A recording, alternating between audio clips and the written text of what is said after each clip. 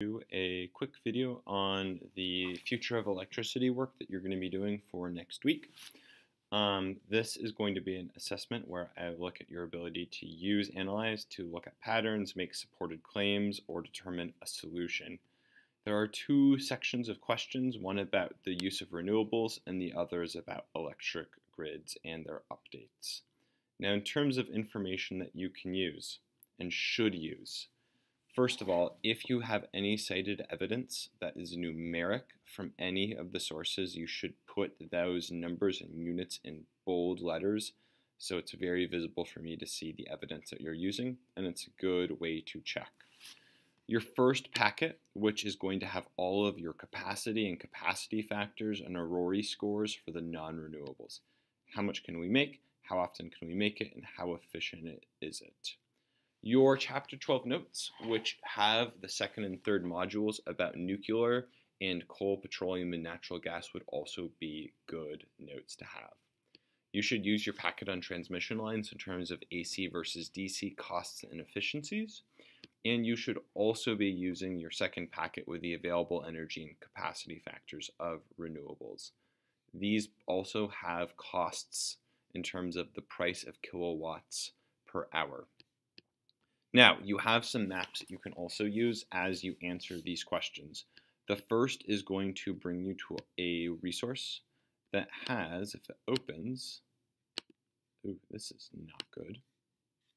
Why won't you open? I might need to fix this link. It should be opening. This is embarrassing. All right, we'll come back to that one. Let's see if this works. Oh. You know what's happening? My internet is not loading.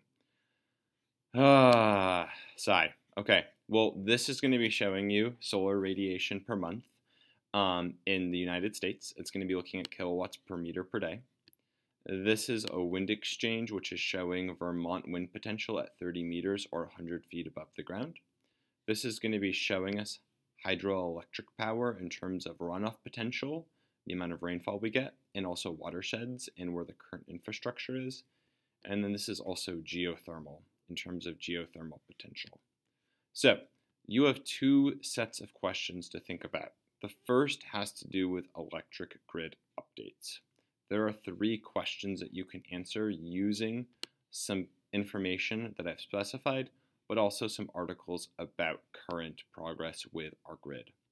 The first is asking you to answer why it's advantageous to use DC lines to connect large-scale renewable energy production from rural areas or places without any populations that have lots of energy production. This article here about a 3 gigawatt, 3 billion watt line that's going to be carrying energy to LA that we're currently building will help you consider that, but also your own experiences and transmission line data will help you. There are some disadvantages to solar and wind. Solar is not always sunny, and we unfortunately have a thing called night. And wind's shortcoming is the distribution and density of wind and the size of wind turbines. So in the second article, they're talking about this potential solar and storage project that has an integrated series of DC lines. Your thought is to consider why we might want to be using interconnected series of DC lines between many sites of generation and many sites of power.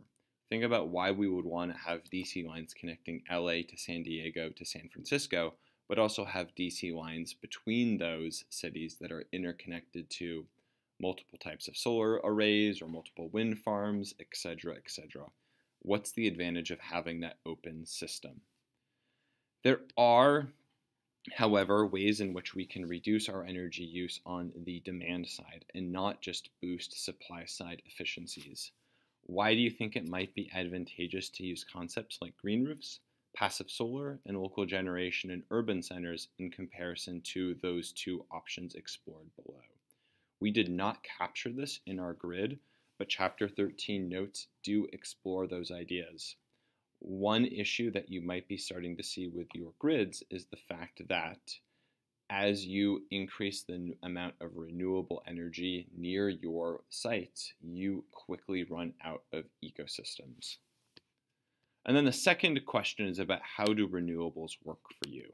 We know that renewables tend to be cheaper in the long run. They emit far less carbon, but there are costs and externalities with them. That would be good Chapter 13 notes plus the things considered in the third packet.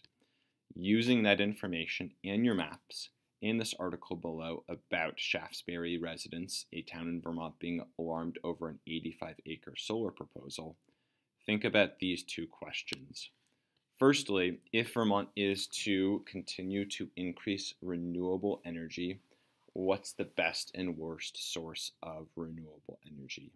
Your answer should be considering environmental impact, those externalities, societal and ecological constraints in terms of where people live and how we like to use the land, also our ecology, our sunlight, our rainfall, our geothermal potential, and also economic robustness. Economic robustness includes price, kilowatt per hour, the infrastructure needed, and also how many jobs they might bring to the state.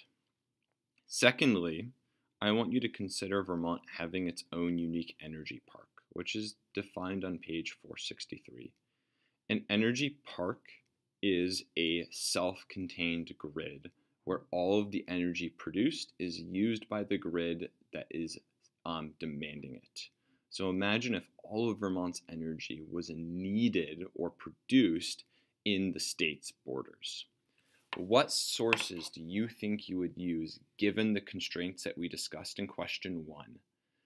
The textbook defines energy parks on 463 as having non-renewables to help with that base load. You can consider which of those sources you would use, but you also want to consider this aspect of the question. Are we going to have regional or local production?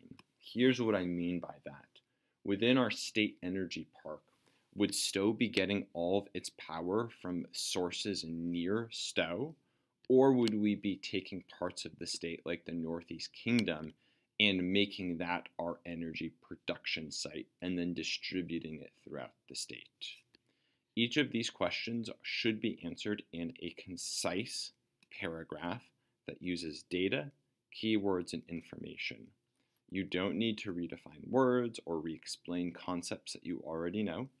The thing I'm looking for is you to make a specific argument with data and connect it to the broader meeting. I will give you guys some time on Monday and or Tuesday to check in with me about your answers, but you should be coming into class with pretty fully fleshed out answers. I'm sorry that the links did not work. If you have questions about these maps and how to interpret them, please see me. You should and definitely must use the data from them to explain your answers.